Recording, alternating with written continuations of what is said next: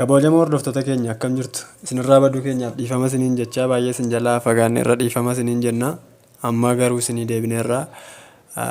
Keemistirii kutaa 10ffaa chaaptarii 4ffaa irraa kan qabannee isinii dhufne energy changes and electrochemistry waan jedhurra. Paartii jalqabaa kanaan energy change kan jedhuu fi paartii sattaanuun immoo electrochemistry waan jedhurra larra gabaabamatti energy change waan jedhurra kana. Guutummaa paartii kanaa keessatti wanti nuti hubannu energy maal akka ta'e, energy change jechuun maal akka ta'e akkasuma immoo konseptiiwwan energy wal qabatan guutummaa isaanii wajjiniin kan ilaallu ta'a. Amma dhumaatti sirriitti wanta nu haasofnu nu hordoftanii fakkeenya nu fudhannu ilaalaa akka nu wajjiniin turtan gaaffii qabdaniif yaada qabdan immoo karaa koomentii akka nu geessan isiniin jenna. Amma kallattiiwwan gara barumsa keenyaatti galla. Warreen chaanalii kanaaf haaraa taatan immoo yuutuubii keenya subscribe gochuun hiriyoota keessaniifis share gochuun akka nu bira dhaabattan isiniin jenna. Egaa energy change kan jennu reakshinii wajjiniin wal qabsiifnedha kan ilaallu. Enerjiin keemistirii keessatti gahee guddaa qaba. Energy change gaafa jennu reakshinii fi keemistirii wajjiniin wal qabsiifnedha jechuudha kan ilaallu.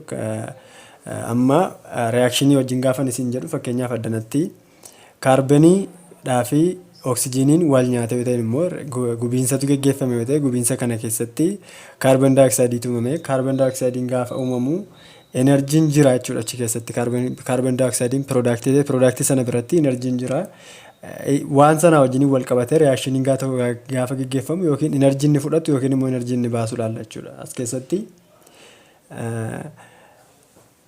the energy of the reaction mixture is different before and after the reaction gaafa jedhu enerjiin tokko reakshinii gaafa jalqabnu kan ittiin jalqabnu yookiin immoo reakshinii gaafa xumuramu yookiin piroodaaktii gaafa argannu enerjii piroodaaktii keenya wajjiniin argannu jechuu keenya. Gaafa kaarbonii combustion of kaarbonii yookiin immoo kaarboniin gaafa gubatu reakshiniin isaa akkuma isin argaa jirtan kana fakkaata. Enerjii kana wajjiniin wal qabsiiseedha kan ilaallu.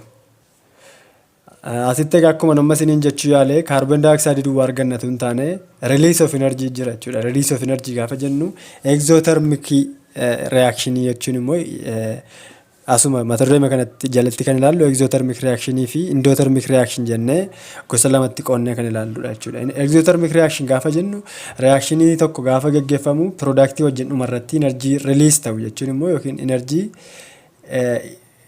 siistemii irraatii gara alaatti enerjii bahu kan jennu exothermic reaction kan jennu jechuudha. Endothermic gaafa jennu immoo reakshinii tun jalqabinii yeroo reaktaantii walitti finnu enerjii nu barbaachisu reakshinii sanaaf enerjii barbaachisu yookiin immoo enerjii absorb gaafa godhamu endothermic reaction jenna jechuudha.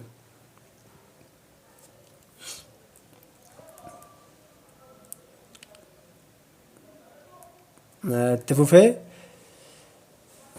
to study the energy change involved in chemical reactions like the combustion reaction, we have just cited scientists conceptually divide the universe into two, the system and the surrounding. Akkuma nama isiniin jedhe as keessatti jechoonni ijoo waan akka systemii, surrounding, universe jedhan kun wantoota baay'ee barbaachisanidha. System gaafa jennu wantoota nu xiyyeeffannoo keenyatti kennine irratti xiyyeeffannu jechuudha. The part of being studied wanta nu qo'ataa jirru sana jechuudha. Fakkeenyaaf as keessatti universe is equals to system plus surrounding gaafa jennu surrounding gaafa jennu wantoota marsanii jiran sistemii keenya kan marsa jiran jechuudha. Isaaniin surrounding jenna. System gaafa jennu immoo kallattii man xiyyeeffannoon keenya kan irra jiru fakkeenyaaf CH4 plus carbon dioxide give us CH4 plus oxygen is equal with carbon dioxide plus water gaafa jennu warreen kun sistemii keenya jechuudha. Surrounding gaafa jennu immoo wantoota sistemii marsan jiran surrounding jenna. Walumaa gala sistemii fi surrounding walitti dabalaman immoo universe jennaan. Kanaafuu asumaan kana qabattanii akka dabartan jechuudha. Surrounding is anything else than the system in the universe. Sistemiidhaan alatti universe keessa kan jiru hundumti immoo surrounding jedhama. Each particle in a system under investigation such as a reaction mixture in a test tube has potential energy and kinetic energy. Energiin immoo gosa lama qaba. Potential energy fi kinetic energy jenna. Potential energy kan jennu stored energy yookiin immoo energy kuufame achuma keessa jirudha. Kinetic energy kan jennu immoo energy isarraa adda ta'e yookiin immoo energy isa kuufamee hin jirre yookiin immoo sababii motion movement of particle dhaan kan argannuuni kinetic energy jenna. Potential energy maalidhaan jedhee enerjii stored enerjii isa ta'e yookiin immoo enerjii kuufame achuma keessa jiru. Kinetic energy gaafa jennu immoo enerjii sababii sosochiitiin argamu yookiin immoo sababii movement of particle-dhaan kan argannuuni kinetic energy jennaan jechuudha. The sum of all these energies in the internal energy of the system.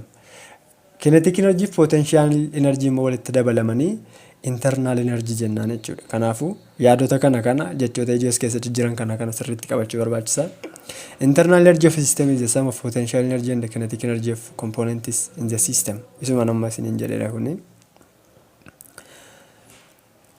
Potential energy is stored energy kanas isinitti ibseera. When the reaction in a chemical system change to products, the system's internal energy is changed. Yeroo reactantiin tokko react godhee gara productitti jijjiiramu internal energy is wal duukaa jijjiirama yookiin enerjii tu ba'a yookiin immoo enerjii fudhateera waan ta'eef jijjiiramni enerjiin jiraata achi keessa jechuudha. Isa kanaan maal jennaani change in energy jenna yookiin immoo deltaa isheen jettu kun change in energy jechuudha. Change in energy jechuun garaagarummaa enerjii ittiin kaanee fi ittiin xumurre gidduu jiru. Ittiin xumurre gaafa jedhu energy of productidhaa fi isattiin jalqabne gaafa jedhu immoo energy of reactant. Walumaa gala change in E equals to E final minus E initial gaafa jennu energy product minus energy of reactant kan jennu jechuudha. Note that the total energy of the universe remains constant. Amma gaa energiin exothermic gaafa ta'u system irraa gara alaatti gaafa ba'u fi endothermic gaafa jennu immoo systemii keessa kan systemiin kan fudhate gaafa ta'u achuma keessatti jijjiirama jechuudha. Systemiif surrounding gidduudha jijjiiramni jiru sun malee universiin energiin isa dhaabbataadha. Universii keessaa kan ba'e hin jiru kan galees hin jiru. Kanaafuu energiin exothermic isa ta'u endothermic isa ta'u total energiin yookiin immoo energy of the universe kan jennu dhaabbataadha jechuudha. Kan jijjiiramu maala energy of the system or energy of the surrounding achi giddu jijjiirama malee energy of the universe dhaabbataadha jechuudha. When the system loses a certain amount of energy, the surrounding has the same amount of energy. System irraati energiin tokko yoo ba'e kallattiima energy ba'e sana maaltu fudhata? Surrounding fudhata. Yoo immoo energiin systemiin energy tokko fudhate lafa energy sanni fudhate sana kallattiimaan eenyu gadhiise surrounding gadhiise. Kanaafuu change in energy total energy dhaabbataadha jechuudha kan universe. Kanaafuu energy universe total energy isaa dhaabbataadha jechuudha. This means energy is simply being exchanged between the two components of the universe, keeping the total energy of the universe constant. Fakkii kanarraa akkuma hubataa jirtanii systemiin kun addana jira, surroundingiin kun as jira. Exothermic gaafa jennu energy system irraati gara surroundingitti kun akkas yeroon ol ba'u gara surroundingitti gaafa inni ba'u fi as dhuftanii immoo endothermic gaafa jennu immoo systemiin kan fudhataa jiru gara heatiin gara bifa heatiitiin gara systemitti kan galaa jiruuni endothermic reaction jenna jechuudha. Kanaafuu walumaa gala salphaamatti endothermic kan jennu systemii energy gara systemitti seenaa jiru yookiin immoo gara bakkeedhaatii gara inni systemitti yeroo inni galu. Akkasuma exothermic gaafa jennu immoo systemii keessaatii energiin gaafa gara alaatti ba'u exothermic jenna jechuudha. Energy transferred from the system to the surrounding or vice versa appears in two forms. Energy ni gara keessaatiis aba'u gara keessa bakkeetis gara keessatti dhufu formii lama qabannis heatii yookiin workiidhaan lamman isaanii maal jedhamu energy jenna. Energy ni formii lama qaban inni tokko heat inni tokko immoo workiidhaan asitti kunoo barreeffama kanarraa hubachuu dandeessu. Salphaamatti wantoonni tiyooriidhaan amma kana barreeffaman kunoo gabaabaatti formulaa kanaan jiru change in internal energy is equals to Q plus heat. Q kan jennu kuni heat isa jennu. W immoo work isa jennu. Kanaafuu energiin lamman saayyuu formii lamaan jiraata Q dhaa fi W. Asumaan wanti isin qabachuu qabdan bakka bu'eewwan kana ishee kana deltaa E gaafa jennu deltaa gaafa jennu change irraa dhaabbachuu ishee fi E'n internal energy ta'uu ishee Q'n immoo heatidhaaf dhaabbachuu ishee W gaafa jennu immoo workidhaaf fayyadamaa jiraachuu keenya asumaan qabata. Yeroo iddoo baay'eetti waan fayyadamnuuf jechuudha. Kana asumaan qabata deemuu qabna jechuudha. Amma kallattiimaan exothermic and endothermic chemical reaction waan jedhu waliin ilaalla jechuudha. All of the combustion reactions mentioned in the previous section release energy in the form of heat. Example amma miteenii wal qabsiifnee kaarbanii yeroo gubatu wal qabsiifnee ilaalla keessatti hundi isaanii maal godhu energy release godhu. Energy'n gaafa release ta'u immoo system irraatii gara surrounding'itti gaafa release ta'u maalidha jennee amma exothermic reaction'idha jenna. Energy'n reaction yookiin immoo product side'itti energy'n tokko gaafa argamu exothermic reaction'idha jenna. Gaafa reactant side'itti energy'n argamu immoo maal jenna endothermic reaction jenna. Reactionin tokko gaafa inni energy gama product irraa qabaatu exothermic reaction jenna. Gaafa inni immoo gama reactant irraa qabaatu immoo endothermic reaction jennaani jechuudha. Such reactions are described as being exothermic. Exo gaafa jennu Greek afaan Greek irraati outside jechuutii fi term meaning heat kan jennu immoo term jechuun heat jechuu akka ta'e afaan karaa iddoo isaan dhufan jechuudha. One of the examples cited earlier is the combustion of coke in oxygen, which obviously results in the release of considerable amount of energy. Example carbon plus oxygen, carbon dioxide jennee amma keessatti carboniin gubataa jira, oxygeniidhaan carboniin gaafa gubatu release of considerable amount of energy jiraata jechuudha. Similarly, also on a much more modest scale, when sodium hydroxide dissolves in water, yeroo sodium hydroxide dissolve gaafa goonu utuma dissolve godhaa jirru harka keenya nu gubata waan itti bulbulaa jirru yookiin immoo qodaa fayyadamnee itti bulbulaa jirru sana keessatti utuma bulbulaa jirru ho'i wayii harka keenyatti dhaga'ama. Yeroo sana maaltu ta'a jechuudha. Reactionichi exothermic reaction ta'uu isaa nutti mul'isa jechuudha. Productiin keenya gaafa inni dhufaa deemu temperature yookiin immoo heatii wanta sana jijjiiramaa deema jechuudha. Hin guba jechuudha. Yeroo sanatti reactioniin sun exothermic reaction ta'uu isaa hin agarra. Sodium hydroxide wal qabsiisee reaction kan akkuma isin argaa jirtanii sodium hydroxide plus sodium hydroxide equals sodium ion plus OH yookiin immoo hydroxide ion gaafa jennu dissolve ta'ee ionii lammansaatti positive ioniif negative ionitti gaafa dissolve yeroo inni ta'u change in energy hin jira jechuudha. Change in energy suni exothermic reaction ta'uu isaati jechuudha. Akkasuma calcium chloride wateriinis akkasuma gaafa isaan dissolve ta'an energy heatiin akkuma ilaalaa jirtan kana gama product irra jira jechuudha. Yeroo kana exothermic reaction ta'uu isaa heatiin gama product irra jiraata exothermic reaction ta'uu isaa. Asitti immoo dhuftan yeroo ilaaltan potassium nitratein heatiidhaan gaafa inni gara ionii isaaniitti diigamu gama reactant irra jira jechuudha heatiin kun. Yeroo kana endothermic reaction wanti kun ta'uu isaa barraa jechuudha. Sumaanii konseptii kana sirriitti qabachuu qabdu. Waa'een endothermic reaction exothermic reaction kana fakkaatti. To study whether the energy being released or absorbed during a chemical reaction, we need to set the temperature and the pressure constant. Amma maalitti deemaa jirra? Temperature fi pressure constant goone waa energy qorachuuf jechuudha. Temperature constant pressure akkasuma constant goone waa'ee heat yookiin immoo waa'ee temperature yeroo qorannu waa'ee heat yeroo qorannu yeroo sana maqaa wayii ilaannee fi qoranna maqaan nu ilaanneef sun change in enthalpy jenna jechuudha. Yeroo constant temperature if pressure itti gaafa waa'ee heat ilaallu enthalpy change in enthalpy jenna jechuudha. Yeroo hundumaa change in enthalpy gaafa dhufu yookiin immoo enthalpy gaafa dhufu temperature if pressure constant ta'uu isaa yaadachuu qabna. Chemistry keessatti enthalpy dha gaafa jedhamu product fi temperature if pressure constant ta'uu isaanii jechuudha.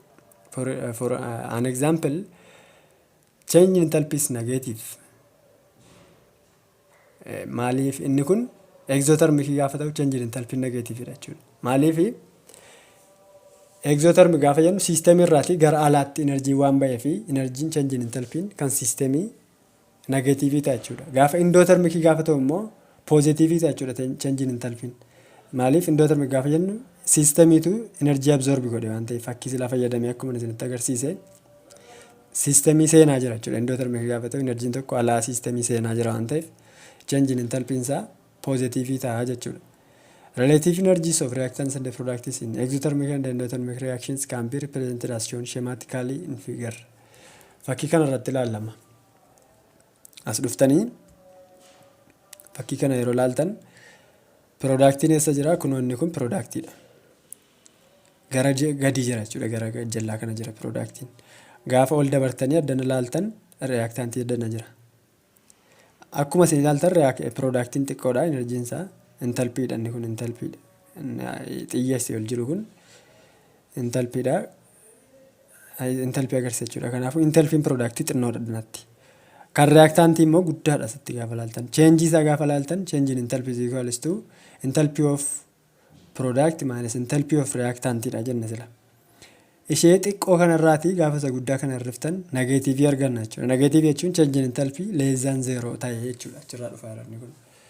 Akkasuma immoo isa kanatti dabarree gaafa ilaallu cheenjiin intalpii of reaaktaantiin asitti kunoo xiqqoodha. Intalpii of productiin guddaadha jechuudha. Gaafas dana dhuftanii change in enthalpy is equals to change enthalpy of product minus enthalpy of reactant jenne productiin guddaadha. Isa guddaarraatii gaafa reactantii ishee xiqqoo kana hirristanii change in enthalpy greater than 0 arganna jechuudha. Kanaafuu asitti inni change in enthalpy negative ta'e kun exothermic reaction bakka bu'a jechuudha. Reactioniin siistemiin tokko energy release godhaa jiraachuu isaa agarra jechuudha. Gaafa immoo bii kanarra dhuftan yookiin immoo isa kanarra fakkii isa kanarra gaafa dhuftan giraafii kanarraati endothermic reaction enerjiin siistemiin enerjii absorb godhaa jiraachuusaa yookiin immoo enerjiin tokko gara siistemii seenaa jiraachuusaa argina jechuudha addanatti.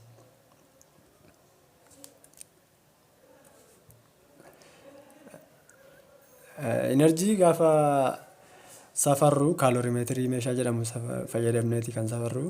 To find the energy change during chemical reaction, we measure the change in temperature and determine the quantity of heat released or absorbed.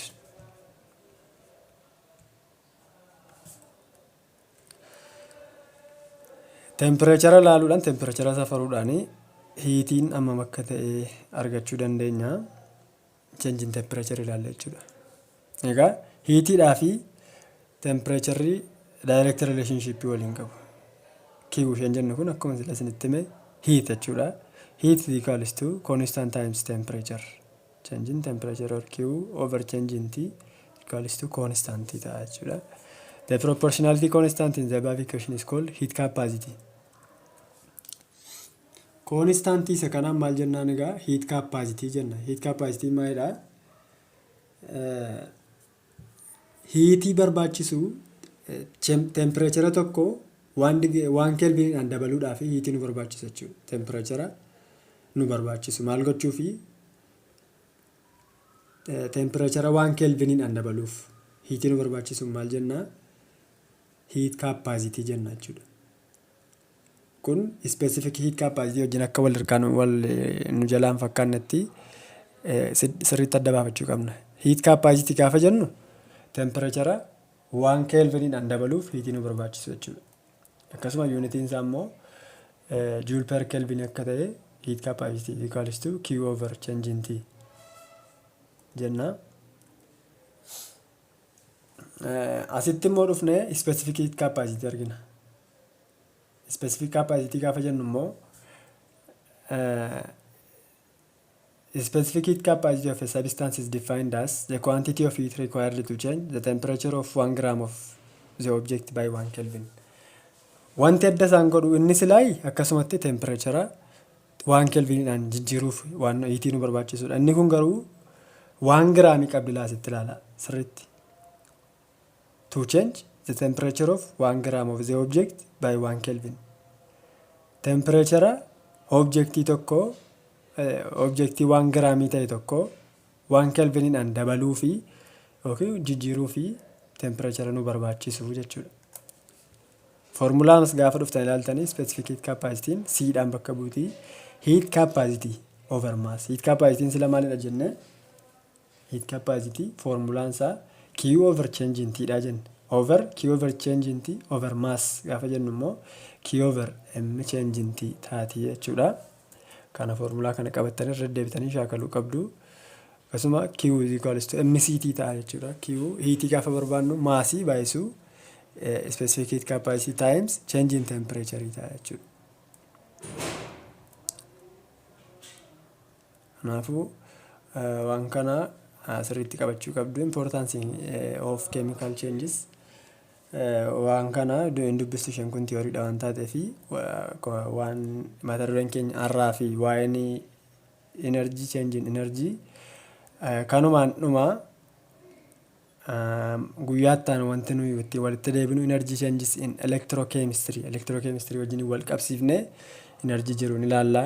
Yaada qabdan waan gaafii ta'u karaa koomentii akkasuma telegram channelii keenyaan gaafachuu hin dagatinaa. Yeroo baay'ee immoo wantoota gaaffii isinitti ta'an akkasuma ijoolleen intaraansiif qophooftan illee karaa YouTube koomentiidhaan ta'uu telegram channeliidhaan ta'uu gaafattanii achirratti gaaffii haa ta'u wantoota isin barbaachisan maateriyaalii gaafattoota achirratti nu gaafachuu hin dagatinaa isin jenna. Baay'ee isin jaallannaa nagaan nu tura.